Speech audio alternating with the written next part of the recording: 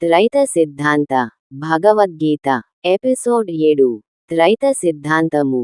త్రైత సిద్ధాంతము పీఠాధిపతులైన గొప్ప గురువులమని పేరుగాంచిన వారే ఒకరి సిద్ధాంతమును మరొకరు ఒప్పుకోక ద్వైతము సరియైనది కాదని అద్వైతులు, అద్వైతము సరియైనది కాదని ద్వైతుల యొక్క వాదన. ఆలోచించి చూచినట్లయితే ఒకరిది సరియైన సిద్ధాంతమైతే మరియొకరిది తప్పు సిద్ధాంతమగును కదా. అందువలన సిద్ధాంతములనే బయల్పర్చిన గురువుల వద్ద కూడా మాయ పనిచేసినదనియే చెప్పవచ్చును. సిద్ధాంతమనునది ఎప్పటికీ మారునది కాకుండాలి మరియు అసత్యమైనది కాకుండాలి. ఇంకను వివరము చెప్పుకొంటే సిద్ధి అనగా ప్రాప్తించునది, సిద్ధించునది, అనుభవానికి వచ్చునదని అర్థము. అనుభవానికి వచ్చు విషయము తెలుపువాడు సిద్ధాంతియగును. శాసనములతో కూడుకొన్నది శాస్త్రము. శాసనము, సిద్ధాంతము రెండూ ఒక్కటే. శాస్త్రము తెలుపువాడు శాస్త్రియని, సిద్ధాంతములను తెలుపువాడు సిద్ధాంతియని పూర్వమనెడివారు. చిన్న చిన్న శాసనములతో కూడుకొన్నదే ఒక సిద్ధాంతమగును. దీని ప్రకారము అన్ని విద్యల కంటే గొప్ప విద్యయైన ఆధ్యాత్మికము శాసనపరమైన సిద్ధాంతరూపముగా ఉండాలి. అలాగే జగద్గురువులుగా పేరుగాంచిన శంకరాచార్యులవారు అద్వైత సిద్ధాంతమును, మధ్వాచార్యులవారు ద్వైత సిద్ధాంతమును ప్రచారము చేశారు. ఇవి ఒకదానికొకటి భిన్నముగా ఉండుట వలన ఏది సత్యము, ఏది అసత్యమని పరికించి చూడవలసియున్నది. వాటి వృత్యాసములు, వాటిలోని సత్యాసత్యములు తెలుసుకొనుటకు ప్రమాణముగా పెట్టుకొని చూడవలినది భగవంతుడు చెప్పిన భగవద్గీతయే. బ్రహ్మవిద్యకు ప్రమాణ గ్రంథమైన భగవద్గీత 100కి 100 శాస్త్రబద్ధమైన సిద్ధాంతములతో కూడుకొని ఉన్నది. పరమాత్మ స్వయముగా తెల్పిన భగవద్గీత ప్రకారము చూచిన ఎడల పరమాత్మ జీవాత్మలను రెండూ లేవని పరమాత్మ ఒక్కటే గలదను అద్వైతము, జీవాత్మ పరమాత్మలు రెండూ ఉన్నాయను ద్వైతము, రెండునూ గీతకు కొద్దిగా ప్రక్క మార్గములో ఉన్నాయని తెలియుచున్నది. అనగా ఇవి పూర్తి సరియైన సిద్ధాంతములు కావని అర్థమగుచున్నది. గీతను ప్రమాణముగా పెట్టుకొని చూచినట్లయితే మానవమాతృలైన గురువులు చెప్పిన ద్వైత, అద్వైత సిద్ధాంతములు రెండూ హేతుబద్ధముగా లేవు. ద్వైత సిద్ధాంతమును పరిశీలించి చూచినట్లయితే భూమి మీద వేర్లు లేకుండా చెట్టున్నదనుట ఎంత సత్యమో అంతే సత్యముగనున్నట్లు తెలియుచున్నది. అట్లే అద్వైత సిద్ధాంతమును పరిశీలించితే భూమి, వేర్లు రెండూ లేకుండానే చెట్టున్నదనుట ఎంత సత్యమో అంతే సత్యమగును. అనగా రెండు సిద్ధాంతములు అశాస్త్రీయముగనున్నవని, హేతుబద్ధముగా లేవని తెలియుచున్నది. ఈ రెండు సిద్ధాంతములు అశాస్త్రీయములు, అహేతుకమనుటకు గీతలోని పురుషోత్తమ ప్రాప్తి యోగమందు గల 16-17 శ్లోకములే ఆధారము. ఈ రెండు శ్లోకములు ద్వైత, అద్వైత సిద్ధాంతముల రెండింటిని ఒక్కవేటుతో కొట్టిపారేయుచున్నవి. ఈ రెండు శ్లోకములే అసలైన ఆధ్యాత్మిక సిద్ధాంతమైన త్రైత సిద్ధాంతమును బోధిస్తున్నవి. ఈ రెండు శ్లోకములే కాక గీత యొక్క సారాంశమంతయు త్రైతము మీదనే బోధింపబడియున్నవి. కలియుగములో ద్వైత, అద్వైత సిద్ధాంతములు బయటకి రాగా, ద్వాపరయుగ అంత్యములోనే త్రైత సిద్ధాంతము భగవంతుని చేత బోధింపబడి ఉన్నది. అయినప్పటికీ మాయా ప్రభావము చేత త్రైతము అర్థము కాకపోయింది. మాయా ప్రభావము చేతనే ద్వైత, అద్వైతములు బయల్పడినవి. ఇప్పటికీ ద్వైత, అద్వైత గురుపరంపరలైన మధ్వాచార్య, శంకరాచార్య పీఠములు భూమిమీద గలవు. త్రైతమను పేరుగాని, దానిని బోధించువారుగాని లేకుండా పోయారు.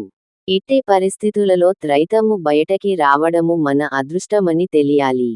త్రైతము ప్రకారమే భగవద్గీత, భగవద్గీత ప్రకారమే త్రైతము గలదు. మనము ఇక్కడ క్రొత్తగా చెప్పుకొనుచున్న త్రైత సిద్ధాంతమును గురించి కొద్దిగా వివరించుకొందాము. పరమాత్మ తప్ప రెండవది లేదనుట అద్వైతము, పరమాత్మ, జీవాత్మ రెండు కలవనుట ద్వైతము. పరమాత్మ జీవాత్మకు మధ్యలో ఆత్మగలదని మూడింటిని గూర్చి తెలుపునది త్రైతము. ఏ విధముగా భూమికి చెట్టుకు మధ్యలో కనిపించకుండా వేర్లున్నవో, అట్లే పరమాత్మకు జీవాత్మకు మధ్యలో ఆత్మగలదు. భూమికి చెట్టుకు మధ్యలో వేర్లు ఎంత ప్రాముఖ్యత వహించియున్నవో, అట్లే పరమాత్మకు జీవాత్మకు మధ్యలో ఆత్మ ప్రాముఖ్యత వహించియున్నది. పరమాత్మ సర్వవ్యాపి, అనంతముకాగా ఆత్మ శరీరమంతా వ్యాపించి శరీరములో ఒక్క స్థానములో గల జీవాత్మ యొక్క జీవనాన్ని సాగిస్తున్నది. వేర్లు లేకపోతే చెట్టు ఎలా లేదో అలాగే ఆత్మ లేకపోతే జీవాత్మయే ఉండదు. భూమి మీద చెట్టు ఎక్కడున్నా దానికి తప్పనిసరిగా వేర్లు అనుసంధానమై ఉండి చెట్టు జీవనాన్ని సాగించుటకు ఆధారమై ఎట్లున్నావో, అట్లే పరమాత్మ వ్యాపించిన జగతిలో జీవాత్మ ఎక్కడున్నా ఆత్మ అనుసంధానమై ఉండి జీవాత్మ జీవనాన్ని సాగించుటకు ఆధారమై ఉన్నది. జగతిలో పరమాత్మ, ఆత్మ, జీవాత్మలేని ఆధ్యాత్మికమే లేదు. ఈ విషయమునే వివరిస్తూ క్షరుడని జీవాత్మను, అక్షరుడని ఆత్మను, పురుషోత్తముడని పరమాత్మను గీతలో బోధించారు. జీవాత్మ ఆత్మలు రెండు కూటస్థముగా కలిసి ఉన్నాయని, వాటికతీతముగా పరమాత్మ ఉన్నదని, జీవాత్మ ఆత్మలను ఇద్దరి పురుషుల కంటే అతీతముగనున్న పరమాత్మను పురుషోత్తముడని చెప్పబడియున్నది. ఈ విషయము బ్రహ్మవిద్యా శాస్త్రమైన గీతలో పరమాత్మ మాటల రూపముగా చెప్పడమే కాక ప్రతి మానవుడు ఈ విషయము తెలుసుకొనున్నట్లు, ప్రతి మానవుని హస్తములో జీవాత్మ, ఆత్మ, పరమాత్మల గుర్తుగా 3 రేఖలు ముద్రించి పెట్టాడు.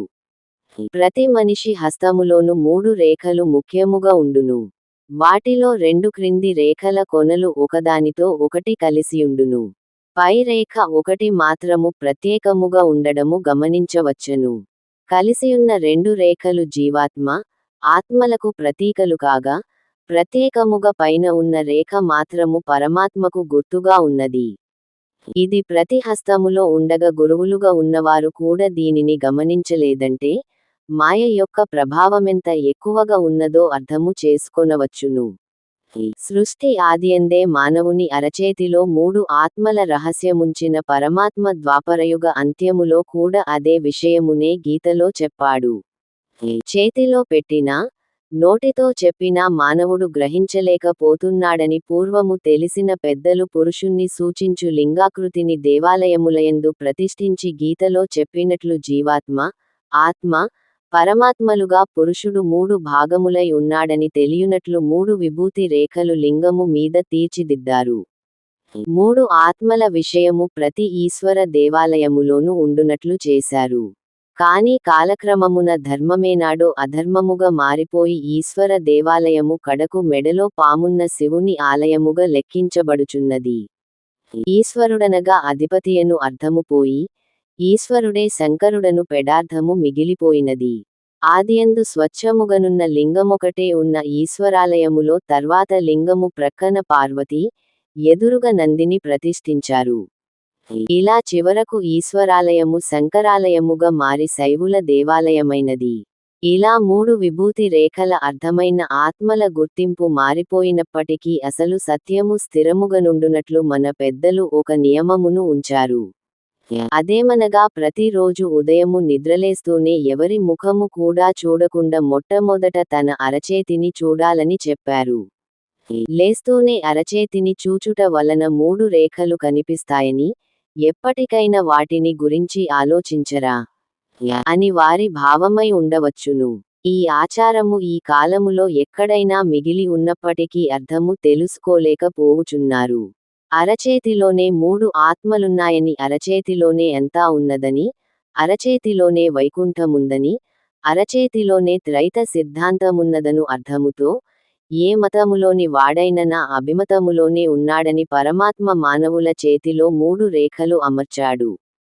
చేతిలోని 3 రేఖలే శరీరములోని 3 ఆత్మలని, శరీరములోని 3 ఆత్మలనే త్రైతము అంటున్నామని, త్రైతమును తెలుపునదే త్రైత సిద్ధాంత భగవద్గీత అని తెలుపుచున్నాము. త్రైత సిద్ధాంతము ముఖ్యముగా 3 ఆత్మల వివరమును గురించి చెప్పుచు పోయినది. త్రైతమనిన, 3 ఆత్మలనిన చదువు వారికి క్రొత్తగా ఉండును. కావున మాచే రాచింపబడిన గీతా పరిచయము అను గ్రంథమును చూడవలసిన ఆవశ్యకత గలదు. ఎందుకనగా ఒక క్రొత్త వానిని మనము నేరుగా పలకరించలేము. వానితో స్నేహము చేయలేము. క్రొత్త వ్యక్తిని పరిచయము చేయడానికి మొదట ఒక మధ్యవర్తి ఉంటే వానితో సులభముగా పరిచయము ఏర్పడగలదు. మధ్యవర్తి యొక్క తెలివిని బట్టి, వాడు తెలిపే దానిని బట్టి, క్రొత్తవాని విషయమంతా మనకు ముందే అవగాహన కాగలదు. ఆ తర్వాత వానితో సులభముగా కలిసిమెలిసిపోవచ్చును. అలాగే, త్రైత సిద్ధాంత భగవద్గీత లోని సారాంశము తెలియాలంటే, దాని అవగాహన కావాలంటే, ముందు గీతాపరిచయమును మధ్యవర్తి కావలసిందే.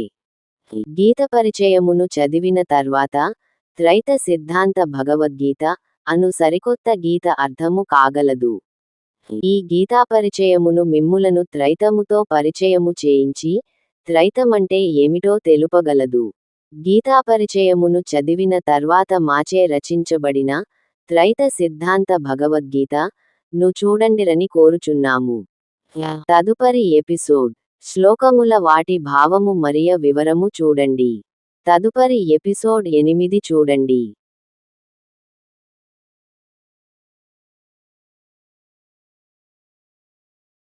మా ఛానెల్ని లైక్ చేయండి మరియు సబ్స్క్రైబ్ చేయండి.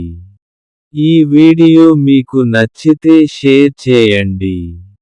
Like and subscribe our channel. Share this video if you like it. https://www.youtube.com/@mybices33